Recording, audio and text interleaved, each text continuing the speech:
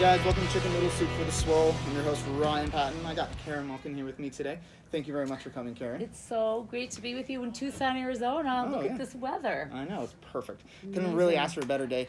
Luckily, she has this beautiful place right outside her house. Karen is these bars right here, folks. These are awesome. I have a few of these.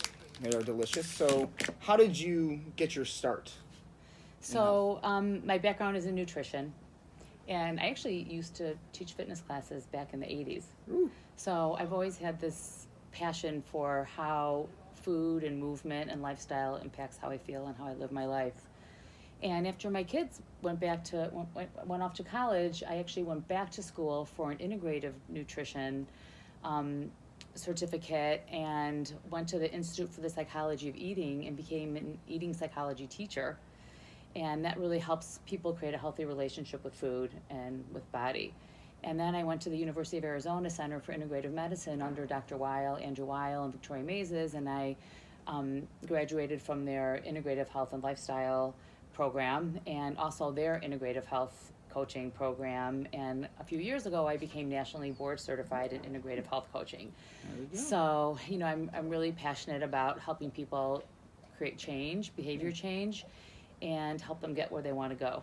Awesome. Yeah. Well, you said the word integrative health specialist. So what is that exactly? So integrative health combines the best of both, let's say, Western medicine, Eastern medicine. It's a complementary approach to healing. And so it's a partnership between the practitioner and the patient or the client, where the client is at the center of his or her own healing.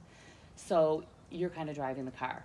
Okay. And and so integrative health coaching is the same, where I help you evoke from within those answers. And so many of us really, we don't really know how to get where we want to go. And, we all know we need to eat more vegetables, right? Yeah. And more fruits and vegetables and less refined carbs, but we can't get there. And so that's where the coaching comes into place and the integrative health. And so integrative health combines mind-body strategies, other modalities such as chiropractics, both body work, healing, and then also energy work. Okay. And with integrative health coaching, I focus on these 7 core areas of your health. And nutrition is one of them, but also your sleep. Perfect. Which, if you're not getting proper quality or quantity of sleep, that could impact your sleep hormones, ghrelin and leptin, right? Yeah. And so you're craving all these carbs because you're not sleeping well. And so it's really not your fault. Yeah. Right? And so understanding and really focusing on these 7 core areas. So there's nutrition, there's sleep, there's your movement, right? Mm-hmm. Your exercise, how you move your body, the way you move your body. Your relationships, because sometimes if your relationships are out of balance, that could cause some of those unwanted health challenges. Exactly. Right. You might be eating because you're sad or something like that. Exactly. And then there's your resiliency, your ability to bounce back from stressful situations and how you handle your setbacks. Your spirituality, that connection to self. It could be your religion, but it's really a deeper connection. And where do you get that inner strength to move forward and move through these setbacks? And then one of my favorites is the environment. Mm-hmm. And that could be this beautiful surroundings, but it could be your, the environment in your car, in your office, in your work, in your home, in your kitchen. If your environment clutter could be a big, could be a big issue for some people with some health challenges, and especially food challenges. If there's just so much in your head's cluttered and your environment's cluttered.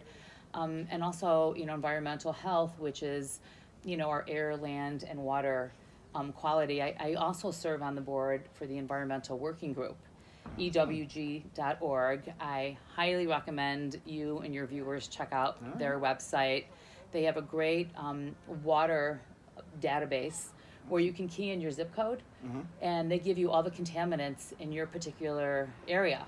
All right. So over 60,000 municipalities submitted data to the Environmental Working Group, and then they also offer filters. Oh, awesome. So you can get a filter that filters out the contaminants. So the contaminants in Tucson water is not the same as the contaminants in certain areas in Chicago.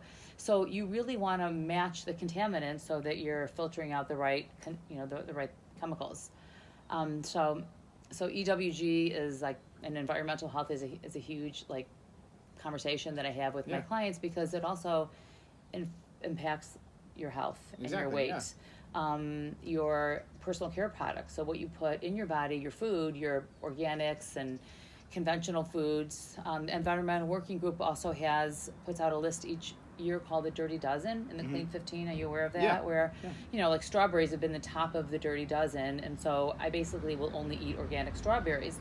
But then they also have the Clean 15 list, which gives you a list of 15 produce items that simply you need to wash, and then it's great to eat. So they have a lot of and it's all free resources. That's perfect. And for like your personal care products, there's perfumes, let's say. Perfumes are loaded with phthalates, and phthalates are known endocrine disrupting chemicals which impact your thyroid and your hormones. And so BPAs in water bottles. I mean, that's a great simple change somebody can make, is ditch the plastic and switch to like a glass water bottle or a metal water bottle, because BPAs are also endocrine disrupting chemicals and have estrogenic properties. And I say, well, BPAs could cause man boobs. So so really you can make some simple changes in your life to really help upgrade your own toxic body burden. So fragrances are another one, that with like perfumes and fragrances, you can make your own with essential oils and a little bit of distilled water. You can make some of your own cleaning supplies using vinegar and water instead of Comet. It's cheaper and it's much healthier. The other thing is baking soda. I love baking soda. I would ditch the Comet and use baking soda to scrub your pans. And also, if you take an oven cleaner spray bottle and you look at the back, there's a warning on the back that advises you not to inhale the spray. And here's people like cleaning their ovens, with their kids around. And you can literally make a paste with baking soda and a little bit of water, wipe it on your oven, leave it for about 6 hours or overnight, and literally you can wipe it dry and it cleans it perfectly. So these are really healthy upgrades that you can make to impact your overall health. And our indoor air quality is often like 50 times more toxic than the outdoor air. So open the windows, get yourself a HEPA filter for your vacuum, and take off your shoes before you go inside. Because there's often pesticides sprayed on the grasses, and these are some simple changes that you can do to just be healthier. And that's we haven't even talked about the food yet.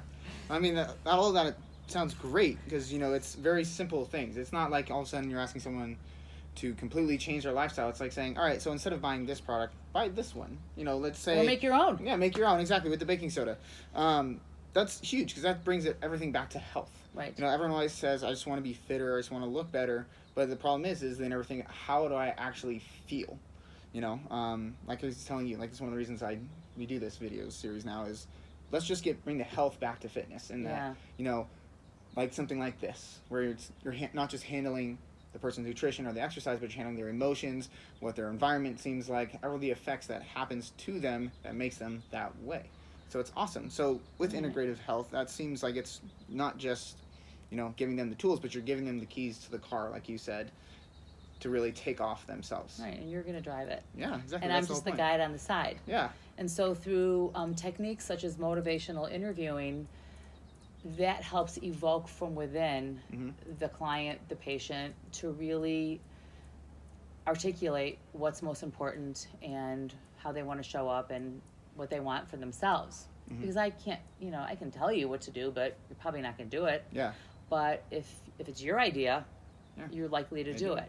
I do this exercise with my clients, and I was thinking when we were talking before about personalized fitness and how you work with each client differently, that, I do the same way with integrative health coaching, because it is personalized. And we start with this vision map, and, I could send it to you and to your viewers if they want to visit my website, KarenMalkin.com.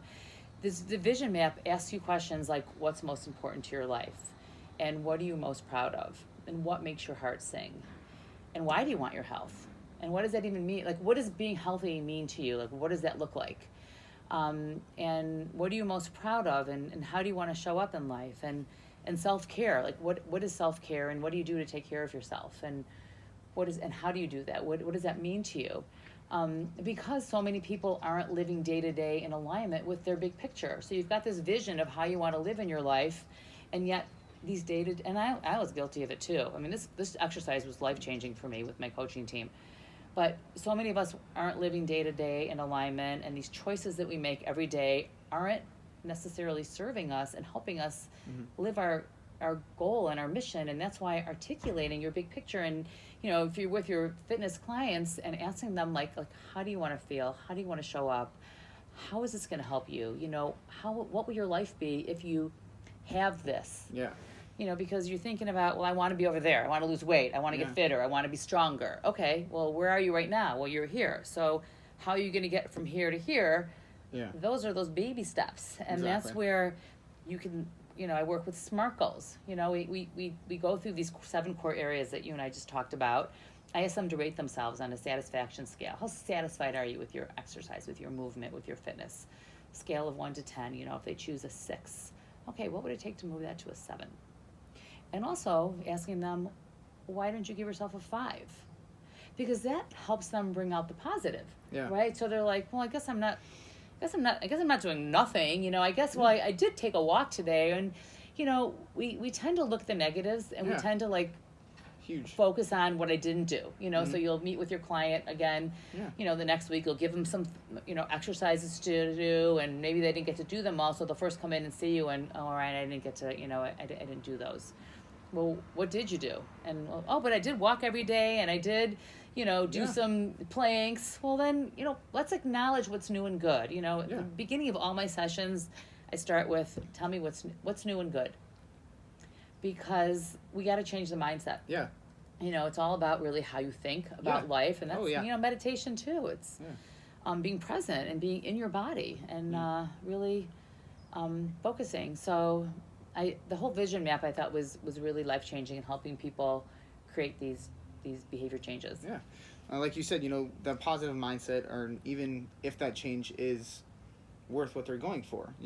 Big question I always ask my Gen Pop clientele is, you want to lose 5 pounds, but is that 5 pounds really worth all the extra work and sacrifice you might do? For instance, I have a client, this woman, she wants to lose 5 pounds right now. But the problem is she travels a lot, and she's in consulting and marketing, so she's going out to dinners. And I'm like, well, do you enjoy going out to those dinners? She goes, yeah. She's like, I love going out to eat. She's like, I'm healthy. Everything. I'm like, then don't worry about the 5 pounds. If you enjoy your wine, the whole idea of fitness is to make your life better, not to make it a sacrifice. Right. And so, like you said, that emotional connection, finding what those positives are. As long as you're still being healthy, that's where we're going. That's the goal. Yeah. I mean, we're emotional people, we're emotional beings, and so we bring those emotions to the table. And many of us are emotional eaters. Food is delicious, it's good, like food's the solution, it's not the problem. When I'm stressed, I can have some dark chocolate and I'm feeling good and more calm. If I have too much dark chocolate, I can't sleep, and that might not be helpful. That might not serve me, or I'll put on some extra weight. So finding ways to upgrade vitamin Q quality, I think is really helpful. Awesome. So speaking of food and vitamin quality, there's a few big kind of diets out there right now, more fads, I guess, than anything. Keto, macro, paleo, I'm blanking on now. Intermittent fasting, that's a big one right now. A lot of people doing that. All of those, how do you feel about those, especially as an integrative specialist? Not one style fits everyone's need, and there's usually a big 3 component to it. So what? Absolutely. I mean, I'm definitely a science junkie, so I love to learn about all different ways of eating and nutrition, and I think it depends. So when my clients come to me and say, I think I want to try intermittent fasting, I ask, what about it is attractive to you? And I think it's got to fit your lifestyle. So like, let's say you spoke with your client who said, I like to go out to dinners, this is what I do. Intermittent fasting could be something she could experiment with. So there's different ways of sort of like looking at these diets, you know, and so there's a diet that you can try, a protocol to help heal a condition. So if it's blood sugar or diabetes or, you know, a weight loss or bringing down your LDLs, you know, I say, you know, try it on and see how it fits. You know, I don't really practice any one way of eating other than I don't eat a lot of gluten. I don't eat a lot of dairy. I don't eat a ton of sugar, but I eat them, but I do eat them all, you know, and I'll go out and I'll have bread and, you know, I'll have some, I love chocolate and, you know, I'll have all that. But experimenting with, I think intermittent fasting is a little bit easier for some people. Yeah. Because you can, you know, you can eat your meals within like an 8-hour window or a 10-hour window. You know, I typically do recommend to my clients a 12-hour fast to try to eat early and then fast for about 12 hours and then have breakfast, lunch, dinner. I'm not a big proponent of snacking because I think, you know, unless you're an elite athlete, we don't need to be eating every 2 hours. So eat your meals, love up your meals, eat slowly and mindfully, and burn your own body fat between meals, and then enjoy lunch. You know, midday when the sun's highest in the sky, you're massively calorie burning. To be skipping lunch midday is an opportunity to really, you know, you're burning calories then. Yeah. But to eat late at night, we're not really burning calories, and our metabolism is kind of slow. So I don't recommend late night eating. I just don't think it's helpful for sleep. You know, you want to like. You don't want to be digesting. You want to be rejuvenating and replenishing when you're sleeping, and that's when you rebuild. So I think, you know, intermittent fasting is interesting to me. So I would say try it. There's also different types of intermittent fasting. There's the 16-8, 16 hours you fast, 8 hours you eat your calories, your meals, and then there's like the 5-2 where 5 days you're eating, 2 days you're eating only 500 calories a day. I think that's really restrictive and probably really hard. You know, I do think about making sure that it's helping, you know, it's not going to cause an unhealthy relationship with food. Yeah. You know, so definitely if a client has some type of a, you know, eating disorder or suffered from some anorexia, bulimia, I don't really recommend these protocols. Yeah. But I think it's interesting, and there is a lot of research around intermittent fasting and for your blood sugar. Yeah. So glucose and insulin resistance could really help. The keto diet, first of all, most people don't even do it right. Yeah. Okay. And I really recommend that if you're going to do keto, you really do this with a registered dietitian or you know, a practitioner that really has experience with keto, because you know, to put your body in ketosis long term, you know, that could be hard on your body, it can be hard on your kidneys, and it's also really difficult to do. Yeah. So you're having very, very little carbohydrates and a lot of fat, and some people do go way overboard in the protein. You know, they just do a lot of saturated fats. So, you know, I think, you know, for epilepsy, there's a lot of research around keto. I'm actually going to a conference, a mental health conference in San Francisco, put on by the Arizona Center for Integrative Medicine, and there is a talk on ketogenic diets for epilepsy and also for different like mental health conditions and you know, seizures and schizophrenia. Schizophrenia, yeah, I'm really interested in that. So I think, you know, keto could be great for a condition. Yeah. But if you want to try it, play with it and see what you think. And so what I really, the takeaway I get with keto with most people who just want to lose some weight and feel better and lean down is, what's the message here? Yeah. The message is probably you're eating too many carbs. Yeah. And so, you know, if you try keto, you know, or you try any diet, I say good for you, you tried it. You know, what were your takeaways? Let's talk about your teachings.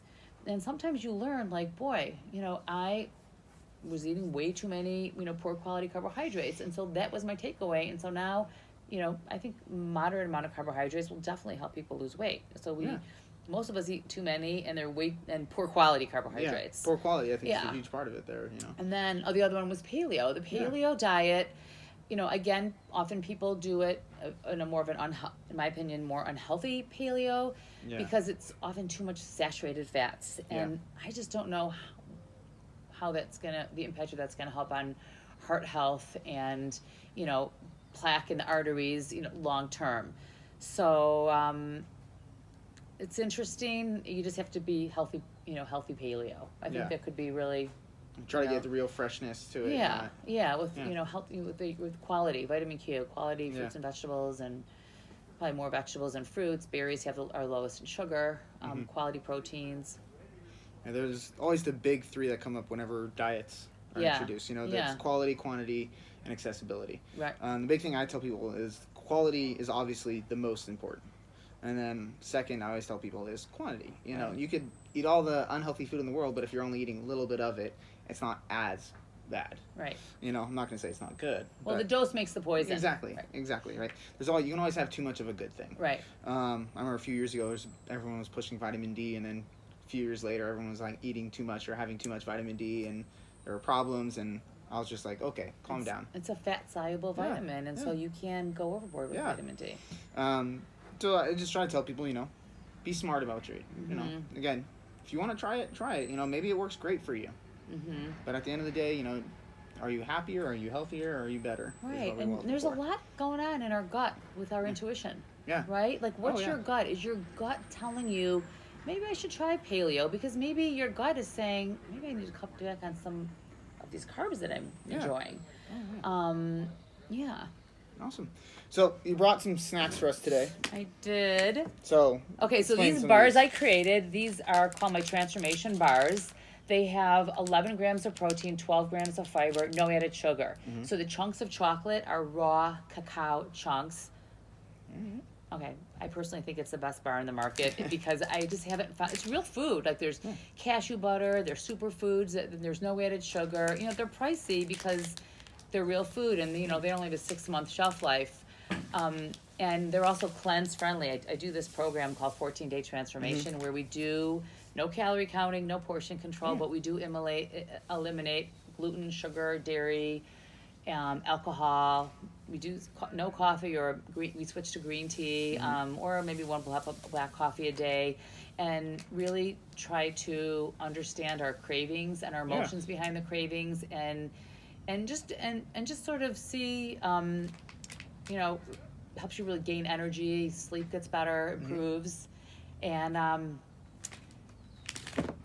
and people really feel great in their you bodies. get back to the basics of the food and everything. Exactly. Awesome. So what are these then? Okay, so I have like 450 recipes on my website. They're all free, KarenMalkin.com. But these, I have always homemade snacks that I love. So it's under Karen's Faves. These are raw cranberry oat bars. It's got some organic peanut butter, gluten-free oats, cranberries, no added sugar at all. I've got these coconut almond butter truffles that are made with almond butter and dairy-free chocolate chips. Those are a little sweeter. I put maple syrup in those and some gluten-free oats. And then I've got these raw cacao truffles that are rolled in cacao nibs, which really are chocolate has really good feel-good chemicals in there. And so I love to, vitamin L. I tell my kids, my 4 sons, I made this for you with vitamin L, and food is love. Gathering together over a meal is really bonding, especially for families. And so, when you're talking about these intermittent fasting, and then you have somebody that's not eating, so you're sitting at the meal and you're not really able to enjoy the meal with your family. So it's choices. You have to really do what serves you most. Exactly. Yeah. Right? Go back to health. Go back to happiness. Yeah. Awesome. Well, thank you very much, Karen. It's a Thanks pleasure. for having Learned me. a lot from you, so thank you very much. Yeah. Remember, if you have any other questions, you go to KarenMalkin.com. Right? Beautiful. All right. I love watching you train people. Thank you very much, Karen. Have a great day, folks. Thanks.